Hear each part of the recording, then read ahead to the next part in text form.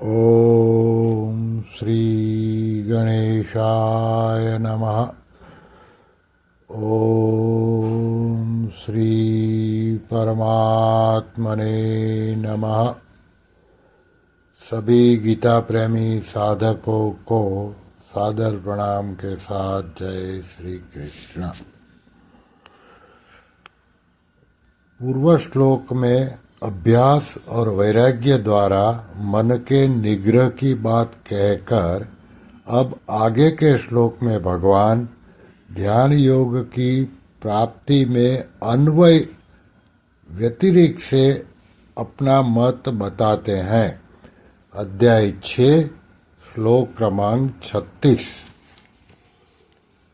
असंयतात्मना योगो दुष्प्राप इति मे मतिः वश्यात्मना तु यतता शक्यो वासुमुपायतः। अर्थात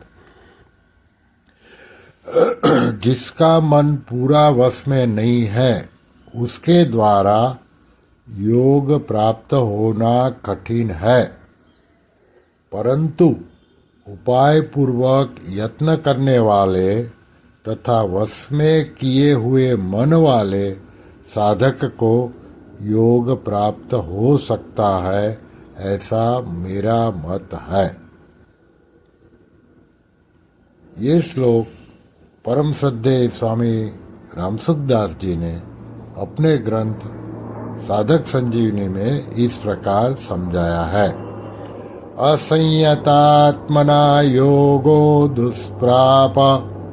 मेरे मत में तो जिसका मन वश में नहीं है उसके द्वारा योग सिद्ध होना कठिन है, कारण कि योग की सिद्धि में मन का वश में न होना जितना बाधक है उतनी मन की चंचलता बाधक नहीं है। जैसे पतिव्रता स्त्री मन को वश में तो रखती है पर उसे एकाग्र नहीं करती, अतः ध्यान योगी को अपना मन वश में करना चाहिए। मन वश में होने पर वह मन को जहाँ लगाना चाहे वहाँ लगा सकता है, जितनी देर लगाना चाहे उतनी देर लगा सकता है और जहाँ से हटाना चाहे वहाँ से हटा सकता है। प्रायः साधकों की यह प्रवृत्ति होती है कि वे साधन तो श्रद्धापूर्वक करते हैं पर उनके प्रयत्न में शिथिलता रहती है, जिससे साधक में संयम नहीं रहता, अर्थात मन इंद्रिया अंतःकरण का पूर्णतया संयम नहीं होता। इसलिए योग की प्राप्ति में कठिनता होती है, अर्थात परमात्मा सदा सर्वत्र विद्यमान रहते हुए भी जल्दी प्राप्त नहीं होते। भगवान की तरफ चलने वाले वैष्णव संस्कार वाले साधकों की मांस आदि में जैसे अरुचि होती है, वैसी अरुचि साधक की विषय भोगों में नहीं होती, अर्थात विषय भोग उतने निषिद्ध और पतन करने वाले नहीं दिखते, कारण कि विषय भोगों का ज्यादा अभ्यास होने से उनमें मांस आदि की तरह ग्लानि नहीं होती। मांस आदि सर्वथा निषिद्ध वस्तु खाने से पतन तो होता ही है, पर उससे भी ज्यादा पतन होता है राग पूर्वक विषय भोगों को भोगने से, कारण कि मांस आदि में तो यह निषिद्ध वस्तु है ऐसी भावना रहती है, पर भोगों को भोगने से यह निषिद्ध है ऐसी भावना नहीं रहती। इसलिए भोगों के जो संस्कार भीतर बैठ जाते हैं वे बड़े भयंकर होते हैं। तात्पर्य है कि मांस आदि खाने से जो पाप लगता है वह दंड भोग कर नष्ट हो जाएगा। वह पाप आगे नए पापों में नहीं लगाएगा, परंतु राग पूर्वक विषय भोगों का सेवन करने से जो संस्कार पड़ते हैं वे जन्म जन्मांतर तक विषय भोगों में और उनकी रुचि के परिणाम स्वरूप पापों में लगाते रहेंगे।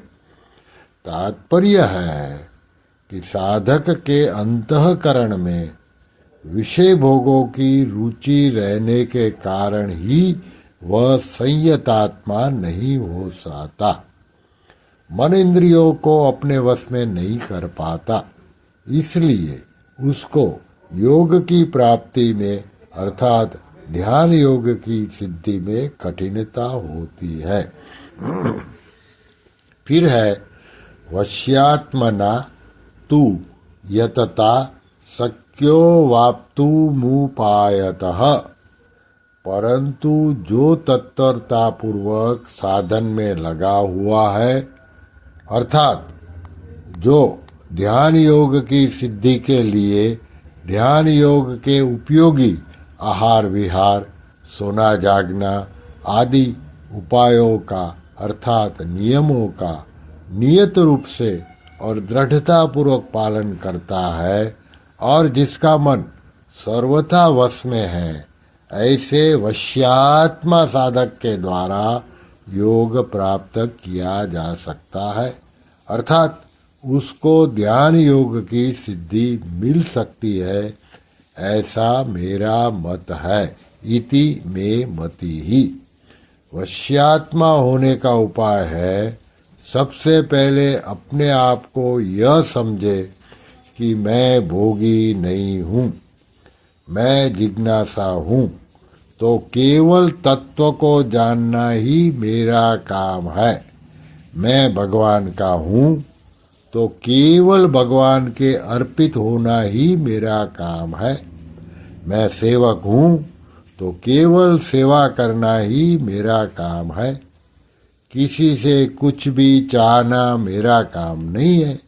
इस तरह अपनी अहंता का परिवर्तन कर दिया जाए तो मन बहुत जल्दी वश में हो जाता है।